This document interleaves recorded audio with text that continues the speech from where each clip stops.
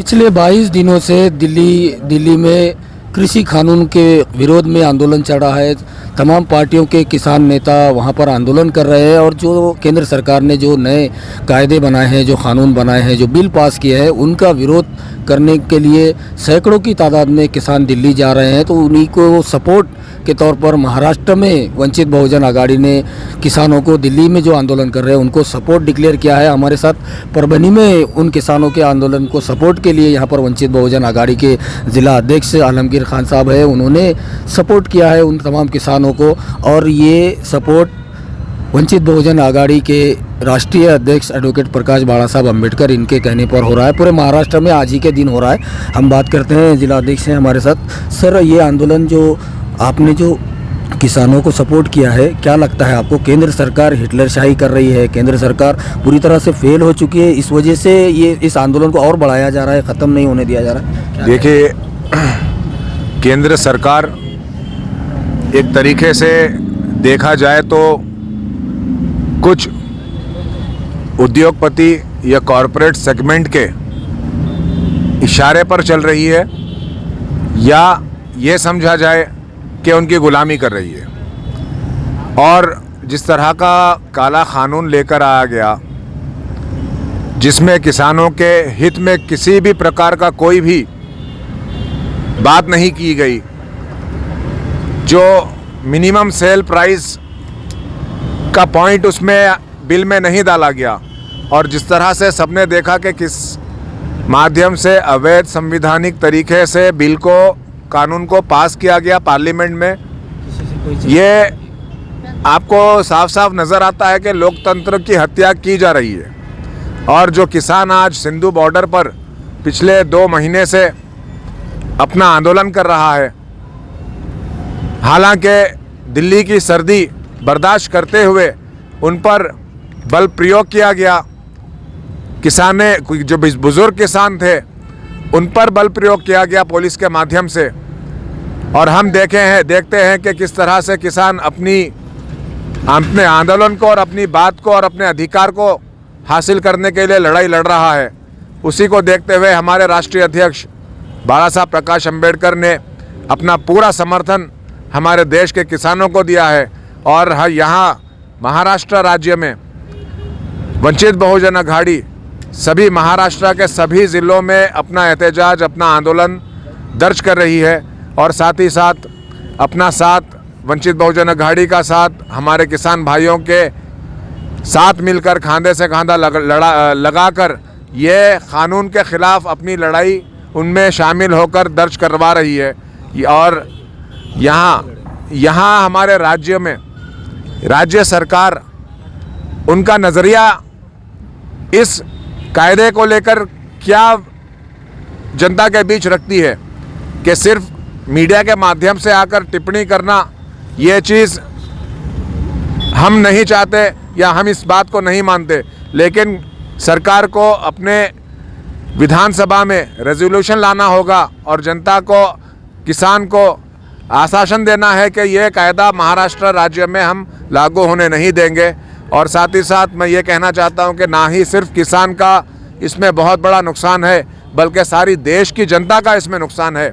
क्योंकि ये जो कंट्रोल मार्केट को करेंगे, इसका प्रभाव सिर्फ किसान पर ही नहीं पड़ेगा, बल्कि आप और हम सामान्य जनता पर भी इसका प्रभाव पड़ने वाला है। इसीलिए हम निवेदन करते हैं कि आपके चैनल के माध्यम से कि जितनी ज़्यादा से ज़्यादा तादाद में आप किसान भाइयों के साथ उनके समर्थन में शामिल हो और ये कायदे के विरोध अपनी आवाज़ को बुलंद करें। धन्यवाद, शुक्रिया। वंचित बहुजन आघाड़ी परभनी जिला अध्यक्ष और उनके साथ में हमारे साथ में विभागीय अध्यक्ष वंचित बहुजन आघाड़ी के विभागीय प्रवक्ता है डॉक्टर धर्मराज चौहान है, उनसे बात करते हैं। डॉक्टर साहब, क्या लगता है आपको कि ये जो आंदोलन लंबा खिंचता जा रहा है और केंद्र सरकार, जहां पर भारतीय जनता पार्टी की सरकारें हैं, ऐसे स्टेट में वहाँ के कुछ किसान गुटों को लाकर समर्थन किसान दे रहे हैं, ऐसा दिखा रही है, जबकि लाखों किसान वहाँ दिल्ली में आंदोलन कर रहे हैं इतने कड़ी सर्दी के अंदर? तो ये आपको लगता है ऐसा कि ये बढ़ाया जा रहा है आगे आगे और इसको एक दूसरे मुद्दों से डाइवर्ट करने के लिए इस तरफ किसान आंदोलन को जिंदा रखा जा रहा है, क्योंकि आज सबसे ज़्यादा पेट्रोल के रेट बढ़ चुके हैं, महंगाई बढ़ चुकी है, गैस के रेट बढ़ चुके हैं, देश बेहाल हो चुका है।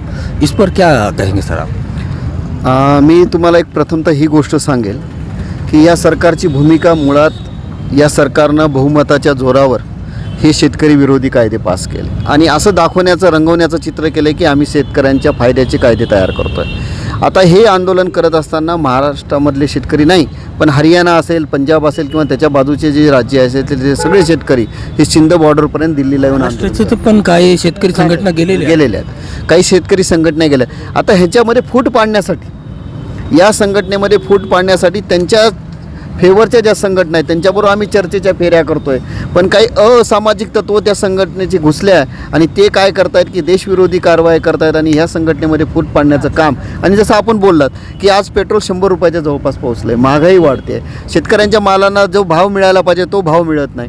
या सगळ्या बाबीतून कुठं ना कुठंतरी सगळ्या सामान्य जनतेचं लक्ष विचलित करण्याचा प्रकार या सगळ्या आंदोलनामागे आहे। आज कालचं तुम्ही पाहिलं असेल, सुप्रीम कोर्टाने या आंदोलनाची स्वतः दखल घेतली आणि त्याच्यामध्ये एक अभ्यास आणि कृतीगट स्थापन करण्याची भूमिका ही सुप्रीम कोर्टाने घेतली आहे की शांततेच्या मार्गानं आंदोलन करणाऱ्या शेतकऱ्यावर कुणीही बळाचा प्रयोग केला न पाहिजे। आमची रास्त भूमिका की आम्ही ही भूमिका मांडत असताना सरदेय बाळासाहेबांनी आम्हाला सांगितलं आहे की आंदोलन आपण शेतकऱ्यांच्या बाजूनं करतो आहे आणि शेतकऱ्यांच्या बाजूनं करत असताना आता तुम्ही पाहत असताल या महाराष्ट्र विकास आघाडीचं जे महाविकास आघाडीचं महाराष्ट्रामध्ये जे सरकार आहे, या सरकारनं काय सांगितलं आहे की दिल्लीमध्ये होत असलेल्या शेतकरी आंदोलनाचा आमचा जाहीर पाठिंबा आहे। या 3 तिकडी सरकारनं आम्हाला विचारायचं की बाबा तू तिकडं पाठिंबा देतोस आणि इकडं सगळं काही शेतकरी विरोधी करतो। आज तुम्ही मला सांगत आता पहा, कापसाचे भाव कमी झाले, फेडरेशननं अजून कापसाची खरेदी चालू केलेली नाही, 25-25 दिवस गाड्या उभ्या आहेत, तुरीची सगळा सत्यानाश झाला, मुगाची तीच हाल आहे, सोयाबीनचे तेच हाल आहे, नुकसान भरपाई अजूनपर्यंत मिळाली नाही। परत दुसरी गोष्ट अशी आहे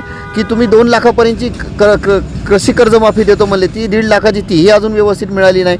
आणि कृषी उत्पन्न बाजार समितीमध्ये शेतकऱ्यांची अडवणूक आणि पिळवणूक व्यापाऱ्यांना हाताशी धरून करण्याचा प्रकार या काँग्रेस, राष्ट्रवादी आणि शिवसेनेच्या सरकारनं झाला। म्हणून आमचा विरोध केंद्र सरकारबरोबरच्या महाविकास आघाडीला सरकारला आहे, कारण यांची दुटोपी भूमिका ही लोकांपर्यंत, जनतेपर्यंत आणण्याची काम हे आजच्या 17 तारखेच्या आंदोलनाच्या निमित्तानं आम्ही वंचित बहुजन आघाडी करत आहोत। काल दिल्लीमध्ये संत शिरोमणी अकाली तख्तचे गुरुद्वाऱ्याचे प्रमुख यांनी स्वतः शेतकऱ्याच्या आंदोलनाच्या समर्थनात आत्महत्या केली। या आत्महत्येच्या निमित्तानं वंचित बहुजन आघाडीची मागणी आहे की हे अदानी आणि अंबानीचे रखवालदार असणारे, मी चौकीदार आहे म्हणा, तू कोणाचा चौकीदार आहे?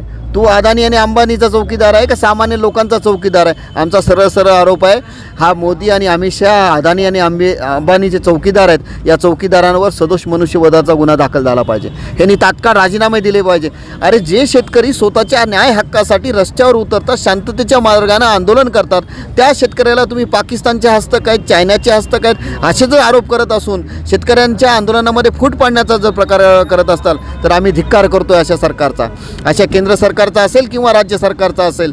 आणि ताबडतोब या मोदींनी असेल किंवा अमित शहानं असेल किंवा BJPच्या पूर्ण गव्हर्नमेंटनं असेल, हे ताबडतोब इथं राजीनामा दिला पाहिजे। या मोदीवर आणि अमित शहावर सदोष मनुष्यवधाचे गुन्हे दाखल झाले पाहिजे आणि जोपर्यंत हे गुन्हे दाखल होणार नाहीत, त्यातल्या त्यात रावसाहेब दानवेने जे केलेलं वक्तव्य आहे, या वक्तव्याचा सुद्धा वंचित बहुजन आघाडी इथं जाहीर निषेध करते। अरे शेतकरी राजा आहे, जगाचा पोशिंदा आहे, त्यानं कमवलं तर तुम्ही आम्ही खाणार आहोत का? नोटा खाऊन तर राहणार नाही ना। मग ही जर परिस्थिती असेल आणि त्याच शेतकऱ्याला जर तुम्ही चायनाचे, तुम्ही पाकिस्तानचे, तुम्ही अजून कोणत्या शत्रू राष्ट्राचे जर हस्तक म्हणत असताल तर मला वाटतं की त्या रावसाहेब दानवेला लाज वाटली पाहिजे की तू ही शेतकऱ्याचा पोरगा आहेस, तू केंद्रीय मंत्री आहेस, एक संविधानिक पदावर तू काम करतोस आणि शेतकऱ्याबद्दल जर तू अशी भूमिका घेत असतील तर वंचित बहुजन आघाडी या भूमिकेचा जाहीर निषेध करते। 17 तारखेचं हे आंदोलन आज आमचं केंद्र शासनाच्या विरोधामधलं आंदोलन आम्ही 8 तारखेला केलं, रस्ता रोको आंदोलन, ते आपण पाहिलं, पण आज हे 17 तारखेचं आंदोलन अख्ख्या महाराष्ट्रभर आम्ही करतोय आणि वंचित बहुजन आघाडी सरदेय बाळासाहेबांची भूमिका ही सदैव शेतकऱ्याच्या पाठीशी राहणारी भूमिका आहे आणि त्या भूमिकेला स्मरून जर या आंदोलनाची दखल जर वेळीच्या महाविकास आघाडीनं जर घेतली नाही तर शेतकऱ्यांच्या फायद्यासाठी, शेतकऱ्यांच्या बाजूने लढण्यासाठी आम्ही रस्त्यावर उतरायला सुद्धा मागे पुढे पाहणार नाही। पिछले 22 दिनों से दिल्ली सिंधु बॉर्डर और उसी के साथ दिल्ली के तमाम बॉर्डर सील हो चुके हैं, किसान आंदोलन कर रहे हैं। देश भर के किसान दिल्ली में जाकर इन जो कृषि कानून बनाया है सरकार में, जिसे काले कानून कहा जा रहा है, इन तमाम ही कानूनों को वापस लिया जाए ऐसी मांग किसान देश भर के कर रहे हैं। तो उनको समर्थन यहाँ पर पूरे महाराष्ट्र से मिल रहा है। वंचित बहुजन आघाड़ी परभनी की तरफ से यहाँ पर आज आंदोलन हो रहा है और पूरे महाराष्ट्र में हर ज़िले में आज आंदोलन वंचित बहुजन आघाड़ी करके इन काले कानूनों का विरोध कर रही है। तो हमारे साथ आज यहाँ पर हमने विभागीय जो प्रवक्ता है वंचित बहुजन आघाड़ी के धर्मराज चौहान, डॉक्टर धर्मराज चौहान, जिला अध्यक्ष आलमगीर खान और उनकी पूरी कमेटी है यहाँ पर, जो पूरी जिला बॉडी है, महिला बॉडी है, तमाम ये आंदोलनकर्ता यहाँ पर आज दिन भर के लिए धरना दे रहे हैं और जो आंदोलन दिल्ली में हो रहा है उसको सपोर्ट कर रहे हैं। और यहाँ पर बड़ा हमला वंचित बहुजन आघाड़ी के विभागीय प्रवक्ता ने देश के गृह मंत्री अमित शाह पे किया है कि उन्होंने नैतिक जवाबदारी लेते हुए इस्तीफ़ा देना चाहिए, क्योंकि उनकी ये जवाबदारी थी कि वहाँ के किसानों को वो देखे, लेकिन उनके देख रेख में एक किसान वहाँ पर खुदकुशी कर लेते हैं। उसी के साथ सर्दी की वजह से एक किसान की मौत वहाँ पर हो गई है। तो ये काफ़ी जुल्म हो रहा है और उसी के साथ देश भर में जो महंगाई बढ़ रही है, कहीं ना कहीं इस आंदोलन के पीछे महंगाई को केंद्र सरकार बढ़ा रही है, ऐसा भी आरोप यहाँ पर लगाया गया है। परभनी अपडेट न्यूज़ के लिए परभनी से मैं कलीम कुरैशी।